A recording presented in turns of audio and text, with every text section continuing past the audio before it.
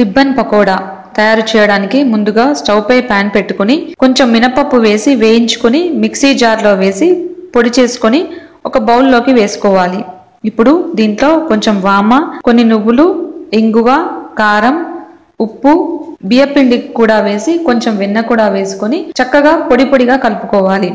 ఇప్పుడు నానబెట్టుకున్న పెసరపప్పును ఒక మిక్సీ జార్లో వేసి మెత్తగా పేస్ట్ చేసుకోవాలి. తర్వాత ఈ పేస్ట్ బియ్యపిండిలో వేసి చక్కగా కలుపుకొని మురుకుల గొట్టంలో పెట్టుకోవాలి. తర్వాత స్టవ్ పై ప్యాన్లో నూనె వేసి ఈ రిబ్బన్ పకోడీ ఒత్తుకొని మంచి రంగు వచ్చేంత వరకు కాల్చుకోవాలి. ఇలా కాల్చుకున్న వీటిని 15 రోజుల వరకు నిల్వ చేసుకొని ఎంజాయ్ చేసి తినవచ్చు.